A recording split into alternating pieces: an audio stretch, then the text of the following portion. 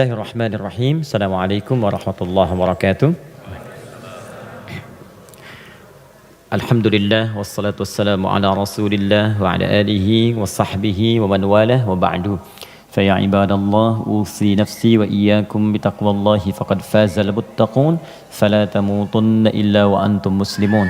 Faqala ta'ala ya ayyuhalladzina amanu taqullaha haqqa tuqatih wa la tamutunna illa wa antum muslimun. Teman-teman sekalian, saudara-saudariku, alhamdulillah kembali kita diberikan nikmat oleh Allah Subhanahu wa taala. Yang paling besar adalah nikmat hidup sampai saat ini. Karena di antara saudara-saudari kita ada yang telah kembali kepada Allah Subhanahu wa taala, dan kita doakan semoga seluruhnya jika dia muslim diampuni dosa-dosanya oleh Allah Subhanahu wa taala, dan mudah-mudahan juga diberikan rahmat oleh Allah dan diterima semua amal salehnya. Untuk kita yang masih hidup, perbedaan aktivitas, profesi itu hanya muka dunia saja. Toh seluruhnya itu peluang untuk beramal saleh. Saya lihat sebagian teman-teman kemarin ada yang dilantik di dewan, ada yang sebagian lagi beraktivitas, ada yang ke Palu, ada yang ke beberapa tempat, ada yang berdagang, berbisnis. Itu hanya muka dunia saja gitu. Ya, pada akhirnya itu adalah peluang untuk beramal saleh. Jadi dimanapun kita beraktivitas, maka tenunlah kebaikan di situ, karena mungkin Allah berikan amanah di situ kita bisa berbuat baik, dan di situ surga yang bisa kita raih. Maka jangan sampai ketika Allah titipkan kita sia-siakan peluang itu, karena tidak semua orang bisa mendapati itu semua. Saya turut mendoakan apapun yang kita kerjakan semoga diberkahi oleh Allah Subhanahu wa taala. Teman-teman sekalian, hari ini saya spesial ingin berikan kesempatan untuk diskusi kita. Kita tanya jawab hari ini supaya lebih luas dan ada jeda dulu dari apa yang kita bahas dari tema-tema yang lalu, sehingga barangkali temanya bisa lebih meluas untuk diskusi, dan persoalan-persoalan yang kita hadapi mungkin bisa lebih banyak di-share dan diberikan solusinya berdasarkan pandangan Al-Quran dan Sunnah Rasulullah SAW. Sebelum kita buka untuk diskusi ini, tadi dibacakan Al-Fatihah. Saya sedikit saja ingin share dari tinjauan ilmu Al-Qurannya. Al-Fatihah itu satu surat yang sangat istimewa di dalam Al-Quran. Semua punya keistimewaan surah Al-Quran tanpa kecuali. An-Nur itu surah cahaya. Jadi kalau teman-teman ingin dibimbing oleh Allah punya cahaya dalam hidup, ya cahaya dalam berperilaku, bagaimana Allah membimbing kita supaya pandangan kita dapat bimbingan dari Allah, pendengaran dapat bimbingan. Itu ada 10 bimbingan utama di surah An-Nur. Ada cahaya di alam kubur, itu surah Al-Mulk. Orang yang biasa senang baca surah Al-Mulk, nanti itu diberikan cahaya ketika dia masuk di alam kuburnya. Silakan kalau nggak percaya buktikan rajin Al-Mulk, nanti saat masuk ke alam kubur akan terasa gitu. Kemudian ada lagi yang saat di hari kiamat, surah Al-Baqarah dengan Ali Imran. Al-Baqarah Ali Imran itu spesial, dia bisa jadi pelindung saat ketegangan hisab. Ada yang suasana tegang, orang udah nggak peduli, yang penting pengen dihisab aja. Ya, nanti ada 7 golongan santai aja, tapi di tenda besar. Santai. Ya, sab'atun yadhilluhumullahu fi dhillin yauma la dhilla illa dhilluh. Ada 7 golongan yang saat di hari kiamat tenang aja mendapat naungan Allah, saat semua umumnya orang gelisah. 7 golongan ini ada al-imamul adil, imam yang adil. Ada kemudian yang paling indah itu rajulun, seorang laki-laki, atau syambun qalbuhu muta'alliqan bil masajid. Ada orang yang lekat dengan rumah Allah. Jadi pengennya tuh ke masjid, pengen baca Quran di masjid, pengen itikaf. Ada syabani yatahabbani fillah, 2 orang yang bersahabat karena Allah. Cari sahabat-sahabat yang dekat tuh bisa saling mengingatkan, itu bersahabat sampai ke surga nantinya. Ada hadisnya. Ya, misalnya yang perempuan akhwat dengan akhwat, yang laki-laki ngingetin, yuk bangun tahajud yuk, gitu kan? Yuk baca Al-Quran, ayo kita ke majlis ilmu. Terus kalau ada berbuat yang kurang diingatkan, itu nanti di akhirat disatukan bahkan sebelum dihisab. Santai. Nah, tapi itu tendanya besar. Keluar dari tenda itu mustahil. Tapi ada 1 golongan yang bisa jalan-jalan saat hisab. Keluar dari tenda itu jalan aja. Dialah pecinta Al-Baqarah dan Ali Imran. Ahli Al-Baqarah dan Ali Imran. Hadisnya sahih di Al-Bukhari. Ka'annahuma ghamamatan. Orang yang sering baca. Bukan spesifik hafal ya. Ingat, bahkan baca. Dia mencintai Al-Baqarah, cinta Ali Imran. Sebelum tidur dia baca. Dia telaah itu. Itu nanti keduanya menjadi pelindung. Ka'annahuma ghamamatan. Jadi saat lelah, penat, padat, panas, itu jadi pelindung di atas kepala ya. Nah, kalau Anda punya bukunya Al-Imam An-Nawawi, namanya At-Tibyan fi Adab Hamalatil Quran. Jadi sebelum menulis Al-Arba'in 42 hadis, pernah dengar? Ada Riyadus Shalihin 1896 hadis. Beliau menulis namanya At-Tibyan fi Adab Hamalatil Quran. Bagaimana bercengkrama dengan Al-Quran. Ada petunjuknya. Nanti ada di halaman 52 terbitan Darun Nafais paling kanan pertengahan. Itu dikisahkan orang yang senang sebelum tidur baca Al-Baqarah. Saking senangnya di kebiasaan. Dan itu saking dekatnya dengan surat itu, dia tertidur satu masa belum sempat baca Al-Baqarah. Tiba-tiba dalam tidurnya kaget, dia bangun mimpi, terus tangannya tersenggol kawannya. Kawannya kaget, bangun juga, dia tanya, "Mas Bika, kenapa kamu begini?" Kata kawan yang tadi, "Wallahi ra'aitul fil manam laqad natahatnil baqarah." Tadi saya di mimpi, di tidur saya mimpi, saya diseruduk Al-Baqarah. Al-Baqarah kan sapi betina gitu kan. Nah, diseruduk, bangun, kamu belum baca saya gitu. Nah, itu sampai begitunya gitu ya. Jadi kalau Allah sudah sayang dengan seorang hamba, terus dia dekat dengan Al-Quran, maka Al-Quran itu akan menjaga kita. Nah, Al-Fatihah dia spesial. Al-Fatihah itu kan ada alnya ya. Ya. Fatihah itu artinya pembuka. Oh, ini kelihatan? Belum saya tulis. Masya Allah, imannya kuat banget, belum ditulis udah kelihatan. Wah, luar biasa. Ya, semoga Allah ampuni dosa kita. Fatihah. Oke. Sini baik-baik, fokus.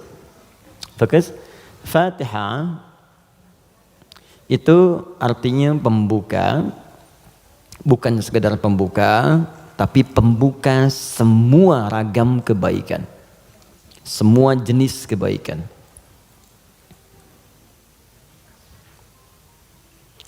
Nah, sebelum ada kalimat Fatihah ini masuk alif lam.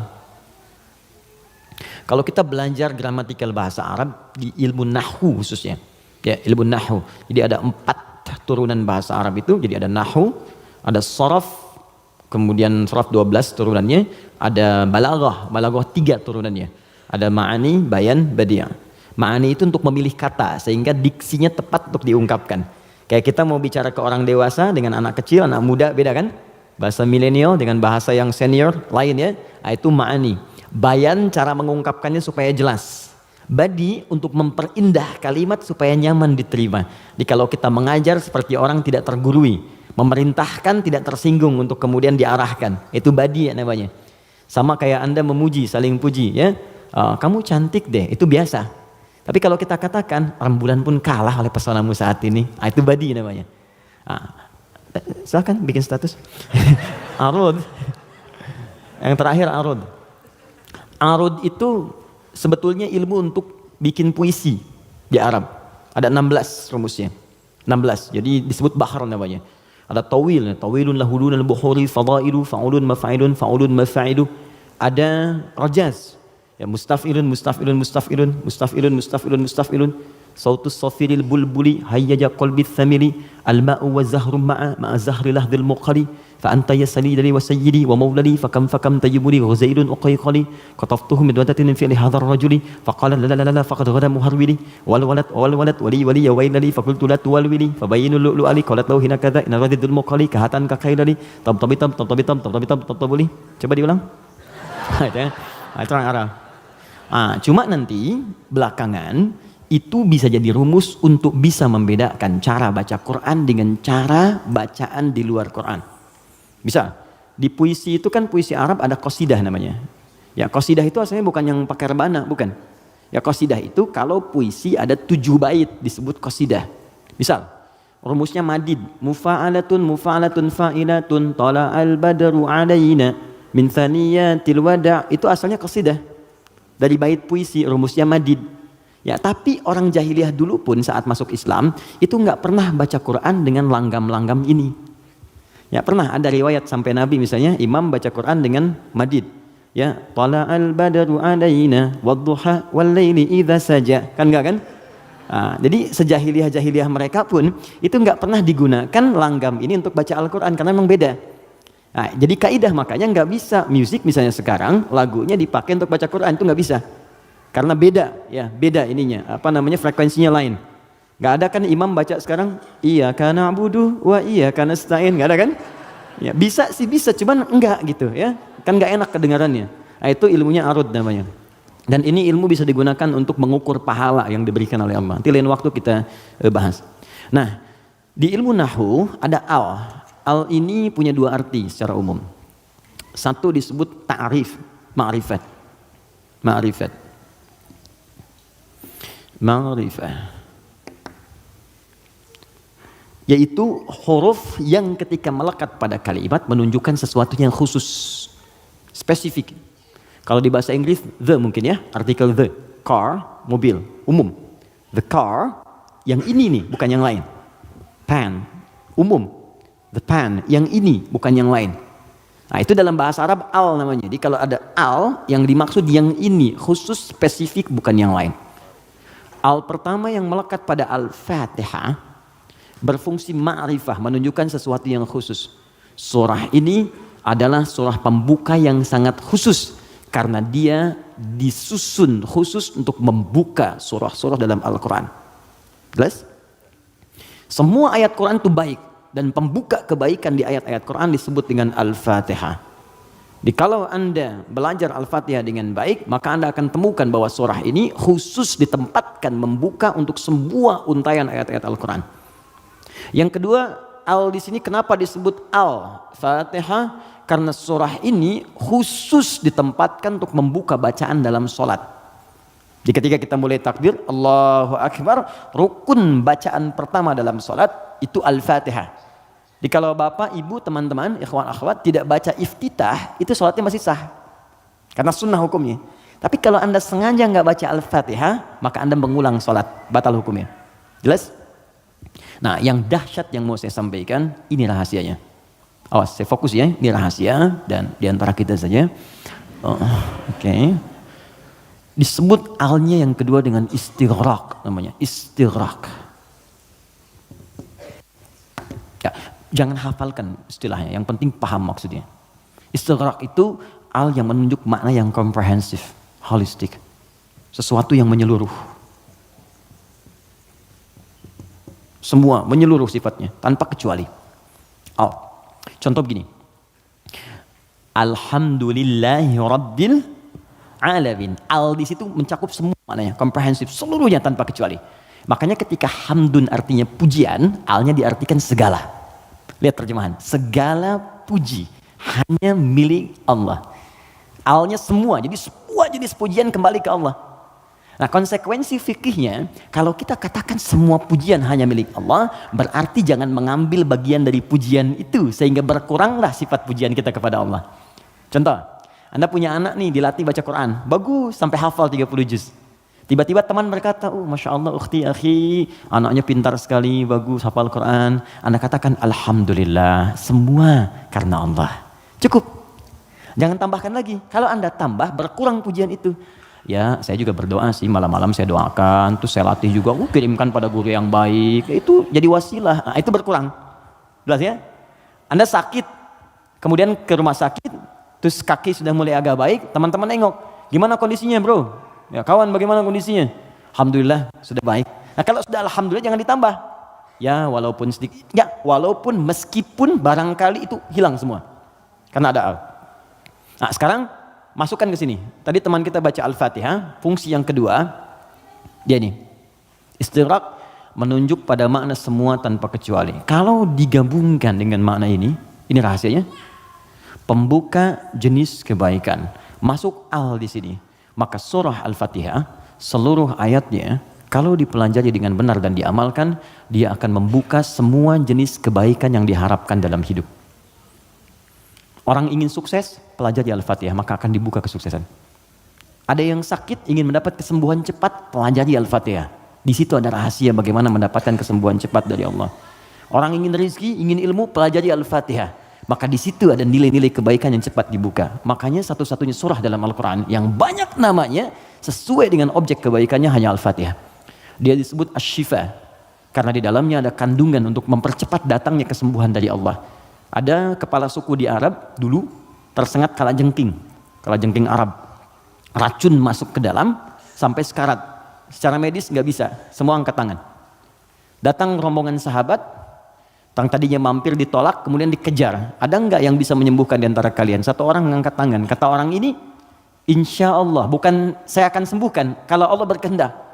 Dibawa orang ini kemudian menghadap pada kepala suku tadi, dilihat kondisinya, dibacakan Al-Fatihah, hanya sekali baca, tidak diulang, tanpa wasilah apapun, begitu dibacakan, selesai baca, sembuh orangnya. Nah, ini pembuka semua jenis, makanya dalam setiap keadaan seringkali dibaca Al-Fatihah, Fatihah, Al-Fatihah. Tapi persoalannya, kok orang dulu bisa sekali baca sembuh, orang sekarang ratusan ribuan kali nggak sembuh-sembuh gitu. Persoalannya apa? Nah, rahasia Al-Fatihah ada di ayat kelimanya. Ini yang mau saya sampaikan, ini hadis qudsi di sini. Ya. Ayat kelima, yuk kalau kita hitung dari bismillah, bismillahirrahmanirrahim, alhamdulillahirabbil alamin, arrahmanirrahim, maliki yaumiddin. Kelima, iyyaka na'budu wa iyyaka nasta'in. Saya bacakan hadis qudsinya, ini yang mengiringi ayat ini saat diturunkan. An Abi Hurairah radhiyallahu taala anhu qala, dari riwayat sahabat Abu Hurairah, semoga Allah meridhai kepadanya, qala Rasulullah SAW, saya mendengar Rasulullah SAW berkata, qala Allah azza wa jalla, kata Nabi, saya mendengar Allah menyampaikan di hadis qudsi, qasamtu shalah baini wa baina abdi, saya bagi salat kepada dua bagian antara aku dengan hambaku, wali abdi ma sa'al, dan kalau hambaku benar menunaikan tugasnya, maka aku akan kabulkan apapun yang ia minta pada saat itu. Nah, ketika menyebut kalimat salat, ternyata yang disebut Al-Fatihah. Idza qala al-'abdu, jika seorang hamba benar membaca alhamdulillahi rabbil alamin, qala Allahu azza wa jalla, maka Allah akan menjawab, hamadani 'abdi, hambaku sedang memujiku sekarang. Idza qala al-'abdu ar-rahmanir rahim, jika seorang hamba berkata ar-rahmanir rahim, qala Allahu azza wa jalla, Allah menjawab, asna alayya 'abdi, hambaku sedang menyanjungku sekarang. Idza qala al-'abdu maliki yaumiddin, jika hamba membaca maliki yaumiddin, qala Allahu azza wa jalla majjadani 'abdi, maka Allah langsung menjawab, hambaku sedang mengagungkanku sekarang. Gini, maksud kalimat ini di pembuka yang 4 ini, kata para ahli hadis, salah satunya ingin memberikan gambaran kepada kita bahwa setiap beraktivitas rasakan kita dipersaksikan oleh Allah. Itu poinnya.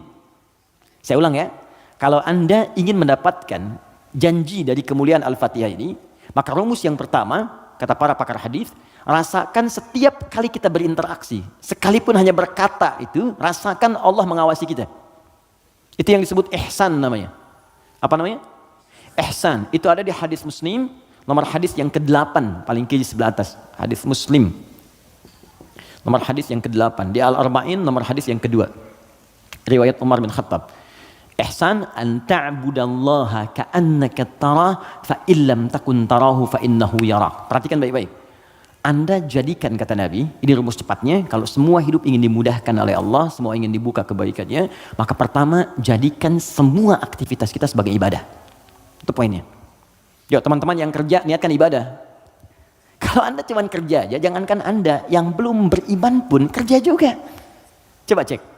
Anda bisnis, dia bisnis. Bisnisnya sama dengan Anda. Anda kerja, dia kerja. Kerjanya sama dengan Anda. Di kantor yang sama, jamnya sama, pekerjaannya sama. Dia belum beriman, Anda beriman. Pertanyaan saya, yang membedakan iman Anda dengan dia yang belum beriman apa? Maka kata Nabi, mesti ada bedanya. Bedanya itu adalah, jadikan pekerjaan kita diniatkan ibadah. Itu poinnya. Makanya setiap pekerjaan kita itu pasti melekat doa di dalamnya. Untuk menjadikan pekerjaan jadi ibadah. Silahkan cek. Cuma dalam Islam ya, dan kita hormati yang lain. Oke, jangan mencelanya apapun, kita hormati, tapi kita yakini untuk menunjukkan Islam itu agama yang benar. Cuma dalam Islam yang seluruh aktivitasnya bersanding dengan doa. Dari bangun tidur sampai tidur lagi. Coba lihat. Bangun tidur kita ada doanya enggak? Ada. Cek. Yang lain tidak. Bangun tidur kita ada doa. Makan ada doanya? Ada. Minum? Ada. Berpakaian? Ada. Bahkan maaf ya, urusan ke toilet pun ada doanya. Bahkan kakinya diatur. Masuk toilet kaki kiri, keluar kanan. Beda dengan ke masjid. Masuk masjid kaki kanan, keluar kiri. Doa masuk keluar beda. Tuh, bekerja ada doanya. Even kita tidak tahu doanya pun, kata Nabi cukupkan dengan kalimat Bismillahirrahmanirrahim. Kullu amrin dzibalin la yubda'u fihi bi Bismillahirrahmanirrahim fahuwa abtar. Setiap perbuatan baik yang tidak diiringkan kalimat Allah di dalamnya, minimal Bismillahirrahmanirrahim. Paling singkat Bismillah. Minum Bismillah, makan Bismillah, ya bekerja Bismillah. Itu kalau kita nggak ungkapkan itu mohon maaf, nilai ibadahnya hilang. Ya. Nah, apa manfaat menjadikan aktivitas kita ibadah? Di antara manfaatnya, kalau kita menjadikan itu ibadah dan kita merasa disertai, diawasi oleh Allah, maka mustahil Anda akan mengerjakan yang buruk dalam hidup. Mustahil. Ini ada minuman ditawarkan pada Anda. Dan Anda merasa saat akan minum ini, Allah mengawasi kita. Maka mustahil Anda akan menyentuh minuman yang tidak disukai oleh Allah. Mustahil. Demi Allah saya katakan. Nggak akan pernah Anda minum minuman yang dilarang, bahkan mengucapkan kalimat bismillah. Udah minum aja dulu whiskinya pakai bismillah biar dosanya kurang dikit. Nggak bisa. Mustahil. Nggak akan Anda sentuh. Pekerjaan juga begitu. Ya, kaki, tangan, teman-teman yang tugas di dewan nggak akan nyusun anggaran macam-macam. Kenapa? Karena merasa Allah lihat. Nggak mungkin Anda tanda tangan sesuatu sementara Anda merasa disaksikan Allah dan Anda tanda tangan pada yang buruk, mustahil. Oh, tapi kan fee-nya besar nih proyeknya. Allah menyaksikan kita. Atau saya istikharah dulu deh biar benar. Jelas ya? Nah, kalau kita merasa disaksikan Allah, kemudian kita berada di track yang benar untuk mengerjakan kebaikan. Jadi dari mulai kepala sampai kaki itu semua baik. Melihat baik, karena takut begitu melihat yang salah Allah lihat nih, malu. Mendengar baik, melangkah baik. Ketika kebaikan ini dijaga, maka terbukalah semua pintu kebaikan.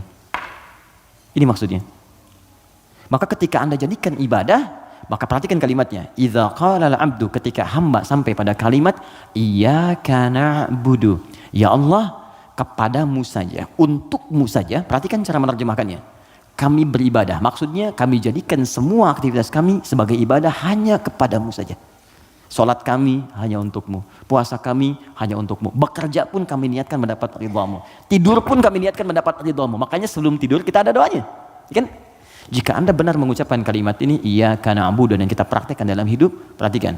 Wa iyyaka nasta'in. Ya Allah, saya seorang hamba yang pasti punya persoalan dan butuh pertolonganmu.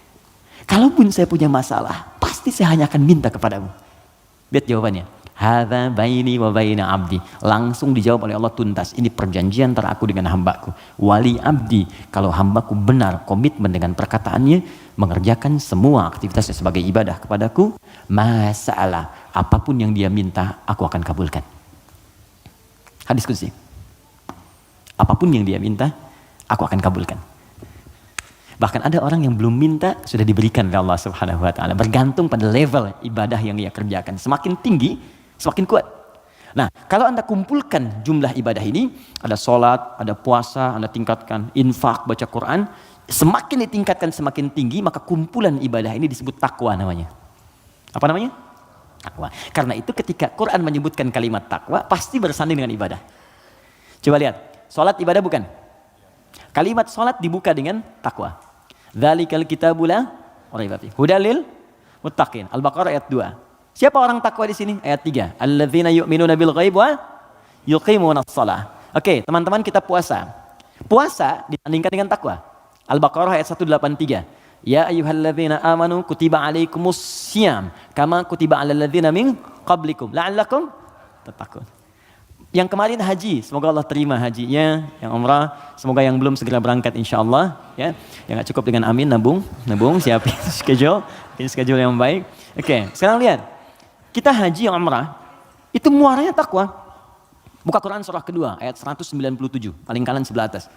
Al-hajju ashhurum ma'lumat, faman faradha fihinna al-hajja fala rafatha wala fusuqa wala jidala fil hajj wa ma taf'alu min khairin ya'lamhu Allah wa tazawwadu fa inna khairaz zadi taqwa. Semua takwa.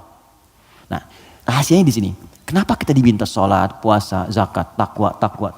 Karena ternyata takwa itu wasilah untuk mencapai harapan yang kita inginkan. Buka Quran surah kelima ayat 35, paling kanan sebelah bawah di mushaf. Quran surah kelima Al-Maidah ayat 35. Saya kasih rumus cepat, setelah ini kita diskusi. Oke. Ya ayyuhalladzina amanu, hai orang-orang yang telah menyatakan dirinya beriman kepada Allah, ittaqullaha, tingkatkan takwamu kepada Allah. Tadi bentuknya ibadah. Jadi kalau sholat tingkatkan. Maksud ditingkatkan di sini dari yang fardu ke sunnah, gitu kan? Dia bukan menambah bilangan yang fardu. Oh, berarti besok aku subuh dari 2 jadi 4 gitu ya Ustaz. Ya, saya tambah dengan yang sunnah. Yo, yang belum duha, yang belum tahajud, tambah, naik ke atas. Ya, puasa tambah, yang dari Senin tambah Kamis. Okay? Kamis, Senin, Kamis, puasa Ayyamul Bid, 3 hari di pertengahan bulan. Tambah lagi misalnya daun, kalau kita mampu sesuai dengan kemampuan. Naik, untuk apa? Teruskan ayatnya. Wabtaghu ilaihil wasilah. Takwa itu gunakan sebagai wasilah untuk meminta kepada Allah apa yang kau harapkan. Teman-teman mau minta apa? Sukses di karir? Nyaman di rumah tangga? Anak-anak sehat? Pintar? Hafal Quran? Kalau Anda punya permohonan tertentu kata Allah, maka sebelum memohon, cari dulu wasilah takwa. Beramal dulu. Dan niatkan amalan itu untuk mewujudkan apa yang ingin Anda mohonkan tadi. Itu rumus. Makanya banyak orang yang mengerjakan ibadah itu diisi dengan doa permohonan. Puncaknya sholat. Makanya sholat disebut sholat karena banyak doa di dalamnya. Coba lihat, waktu kita diminta sholat. Mu'adzan itu pengumumannya, kan itu membuat kalimat bukan cuma sholat. Saya tanya sebentar, yang pengen sukses boleh angkat tangan siapa? Oke. Ya, it's happening. Oke, yang pengen bahagia? Baik. Yang pengen sukses tapi nggak bahagia? Pilih mana? Sukses tapi nggak bahagia atau bahagia nggak sukses? Tidak ada pilihan ketiga dan nggak usah milih. Ini saya satu dulu. Oke, kalau Anda ingin keduanya, sukses dan bahagia, namanya falah di bahasa Arab. Apa namanya? Falahun. Kalau Anda genggam itu, digenggam, dan nggak mau Anda lepas, maka disebut aflah namanya. Aflah. Oke, sekarang lihat sini. Teman-teman masih ingat setiap hari kita sholat kan? Sebelum kita sholat ada tanda waktu sholat telah tiba. Apa tandanya? Adzan. Yuk kita lihat suara adzan. Begitu Allahu Akbar sampai ke kalimat hayya 'alas shalah. Ayo sholat. Terus Anda bertanya, kenapa saya sholat ya Allah? Kata Allah, saya nggak butuh sholatmu. Kamu nggak sholat pun tidak akan menurunkan statusnya sebagai Tuhan. Cuman kamu butuh dengan sholat itu wasilah untuk minta kepadaku. Kamu sholat hayya 'alas shalah karena kamu ingin dapat falah. Maka dalam suara adzan setelah hayya 'alas shalah apa kalimatnya? Hayya 'alal falah. Kalau sudah digenggam itu aflah namanya. Kata Allah, orang beriman pasti menggenggam kesuksesan. Itu pasti. Jadi kalau orang beriman sukses itu nggak aneh. Yang aneh itu beriman tapi nggak sukses. Aneh itu. Pasti ada yang kurang menerapkan nilai keimanannya. Makanya Allah turunkan surat orang beriman yang sukses itu. Quran surah ke-23. Al-Mu'minun. Perhatikan pembuka ayatnya. Qad aflahal mu'minun. Aflah. Kata Allah, orang beriman itu semuanya tanpa kecuali pasti akan menggenggam kesuksesan dan kebahagiaan dalam hidupnya. Walaupun definisi sukses itu bisa beda-beda. Bagi si fulan ketika aku mencapai posisi ini, bagi yang lain di sini pun aku sudah sukses. Ya, bahagia juga bisa lain-lain. Ya, orang berkata minum kopi udah bahagia, minum teh bahagia, bahagia itu begini, bahagia itu seperti ini. Tapi Quran tuh memberikan yang pasti gitu. Karena semua manusia itu relatif. Kata Allah, kalau engkau ingin menggenggam kebahagiaan itu, maka ini amalannya. Alladzina hum fi salatihim khashi'un, salat. Alladzina hum lizakati fa'ilun, zakat. Karena itu ketika teman-teman saya, Anda, kita semua diminta ibadah, maka cara berpikirnya jangan jadikan beban. Kalau jadi beban capek Anda. Suruh tahajud, capek ya, malas. Tapi kalau cara berpikirnya adalah mendapatkan apa yang kita harapkan, nih Allah janjikan, dikabulkan doa, dikasih kemudahan. Kalau cara berpikirnya ke situ, maka kita akan semangat bahkan menunggu ibadah itu tiba waktunya. Jelas?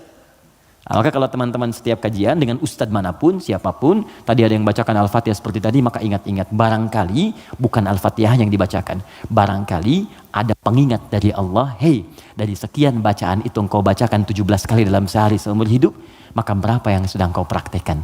Apakah engkau merasa aku mengawasimu saat beraktivitas? Ataupun engkau merasa bahwa setiap ibadah itu bukan beban, tapi untuk mengabulkan apa yang engkau harapkan?